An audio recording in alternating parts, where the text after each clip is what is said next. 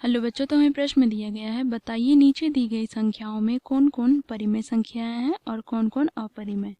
ठीक है, तो बच्चों देखो यहाँ पे हमें पहला में दिया गया है 2 माइनस √5। तो हमें बताना है यह परिमेय संख्या है या अपरिमेय। तो बच्चों देखो यहाँ पे √5 एक अपरिमेय संख्या है।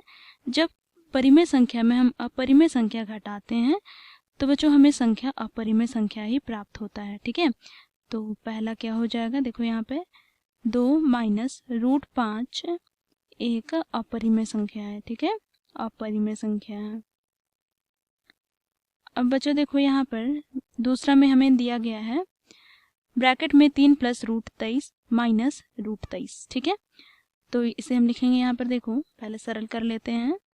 3 प्लस √23 ये ब्रैकेट में है माइनस √23। ठीक है, अब ब्रैकेट खोलेंगे तो यहाँ पे हमें प्राप्त हो जाएगा 3 प्लस √23 माइनस √23। ठीक है, तो बच्चों देखो यहाँ पर प्लस √23 है और यहाँ पर माइनस √23 है, तो ये कट जाएंगे तो हमें प्राप्त हो जाएगा 3।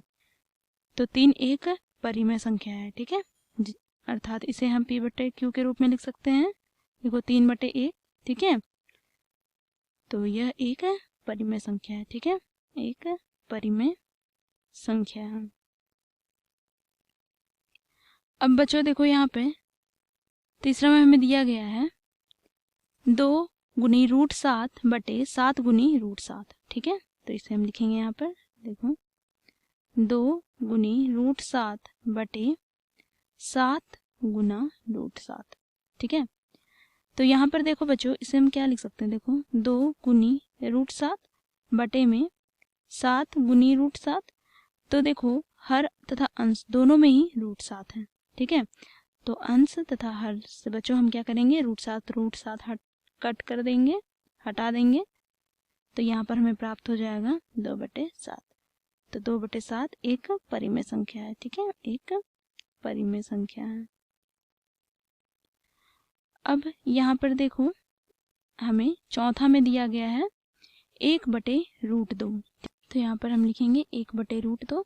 अब बच्चों देखो यहाँ पर √2 अपरिमेय संख्या है और यहाँ पर बच्चों एक परिमेय संख्या है। ठीक है, तो परिमेय संख्या को यदि हम अपरिमेय संख्या से भाग दें तो हमें भागफल सदैव अपरिमेय संख्या प्राप्त होंगे। ठीक है, तो 1/√2 अपरिमेय संख्या है। ठीक है, तो यहाँ पर लिखेंगे हम एक अपरिमेय संख्या है, अपरिमेय संख्या है।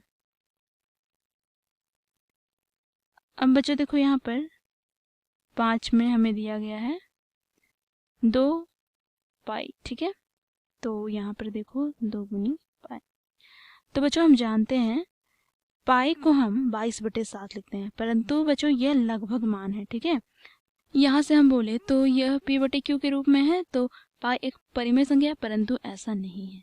पाई एक परिमेय संख्या नहीं है, अपरिमेय संख्या। 22/7 पाई का लगभग मान है। ठीक है, तो पाई का दशमलव में मान क्या होता है बच्चों, देखो यहाँ पर 3.14159226 इस प्रकार।